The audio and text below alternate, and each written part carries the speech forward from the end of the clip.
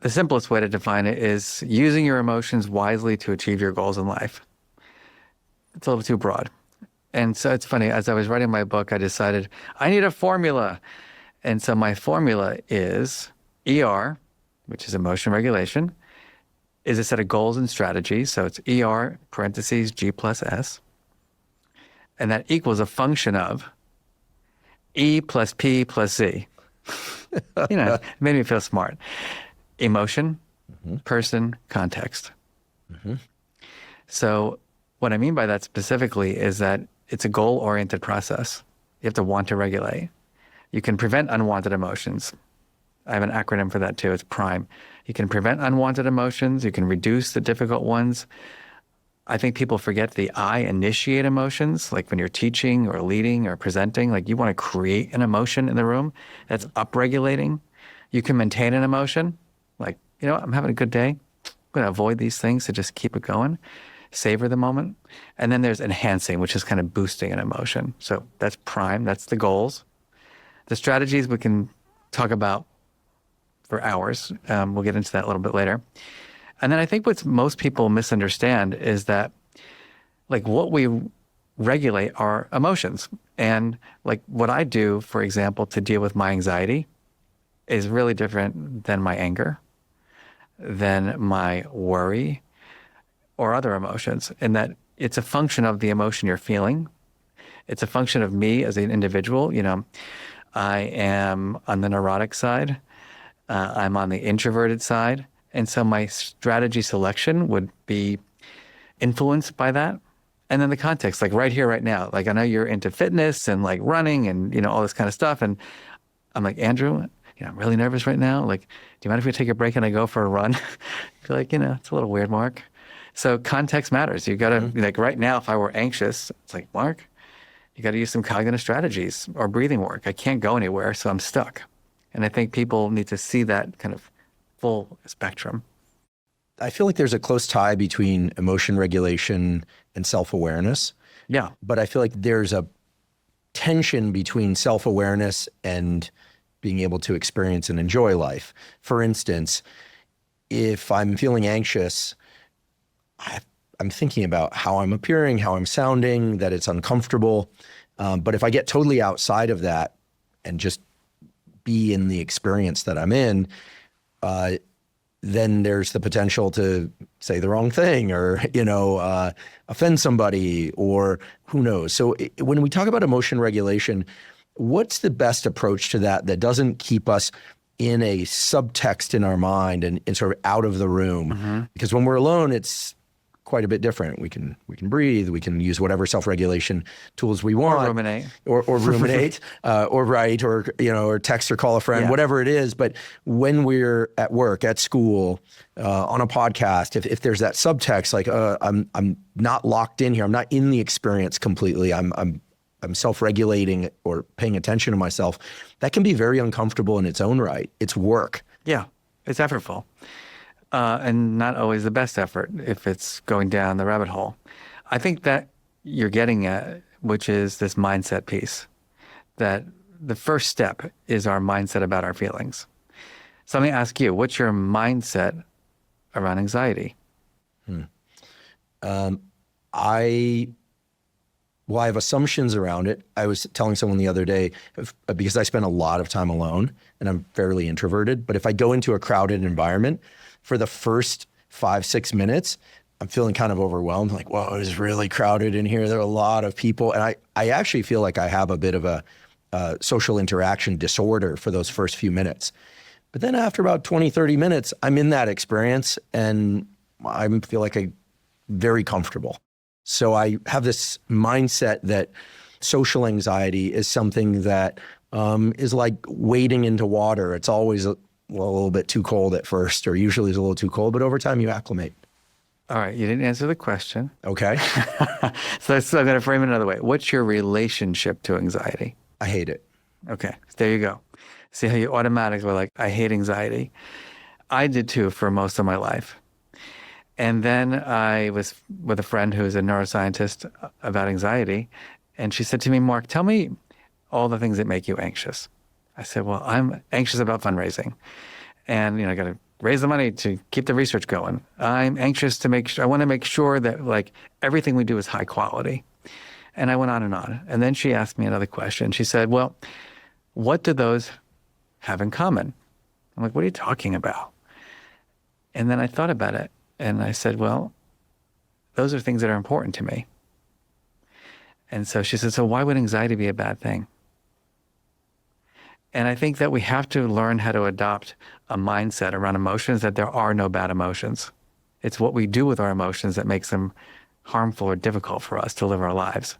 But anxiety is a good thing. It's saying there's perceived uncertainty around the future. Like, I'm anxious about how I'm going to act in this environment or how I'm going to be perceived in this environment. It's not a bad thing because you want to be perceived well.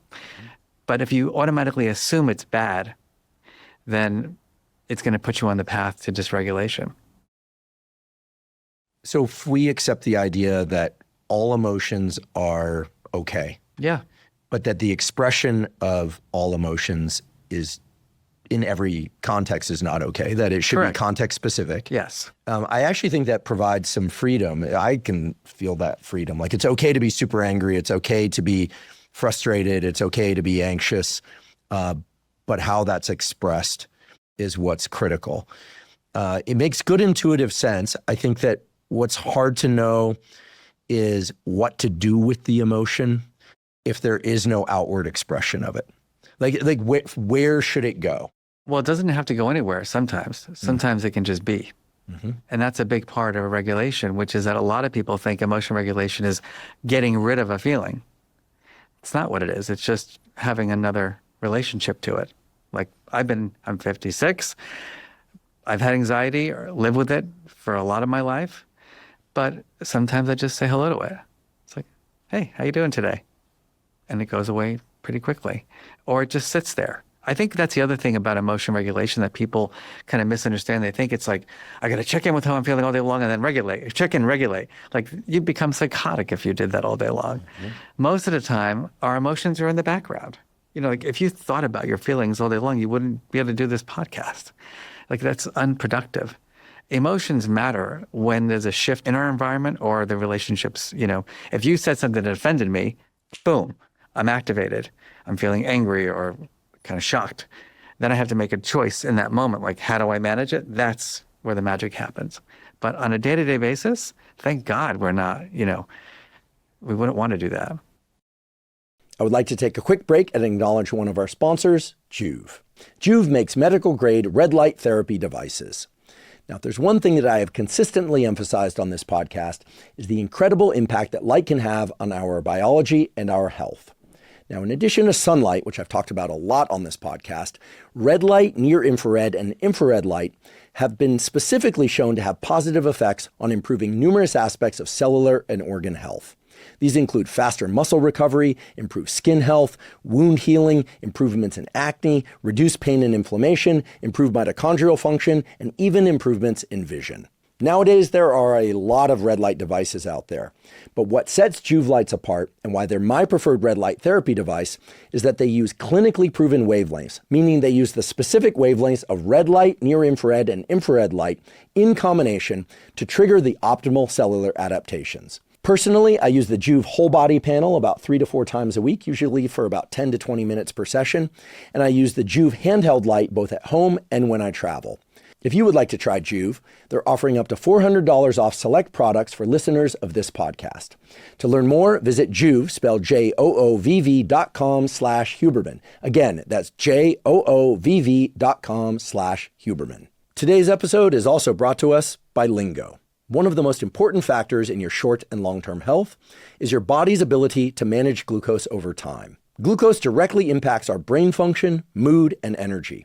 You want your glucose relatively stable across the day without big peaks or valleys. This is why I use the continuous glucose monitor and app from Lingo by Abbott. Lingo provides minute-by-minute glucose data directly within the app, showing you how your glucose responds to food, exercise, and stress. This information can help you make smarter choices to support your health both now and in the long term. The CDC estimates that more than 1 in 3 American adults has prediabetes, and that many of these people don't know they are living with prediabetes. Visibility about how your diet and activity affect your glucose can be the first step toward informed conversations with your doctor and making smarter daily choices. If you'd like to try Lingo, Lingo is offering Huberman Lab listeners in the US and UK 10% off a 4-week plan. Just visit hellolingo.com/Huberman for more information. Terms and conditions apply. Again, that's hellolingo.com/Huberman. I'd love to poke at some of the assumptions that I know I have, but I wonder if other people have as well. My dad's from South America, and I remember long ago he said, because he went to formal schools, he said that he was raised with this terrible idea, he called it terrible, that if somebody was happy and they smiled a lot, that they were stupid. And I said, what is that about? And he said, well, that came, in his words, from the British school system, where the idea was that you were supposed to be skeptical of things. And that if you were happy or happy-go-lucky and you weren't drinking, that people would assume that you were an idiot because you weren't bothered by the problems in the world and you were accepting of the things that you heard and were told. In other words, you're an idiot. And my dad's a very happy person now. Sure. And he has talked about, having to break that mold, that like it's okay to wake up and take a walk and be happy, that it's okay to be happy. And so that's just one thing that I think I grew up thinking too, and maybe not to that extreme, that if, especially in academia, like if you're not just like to be happy is to not be discerning. It's totally false, right? Of course. Now we're a long way from England right now.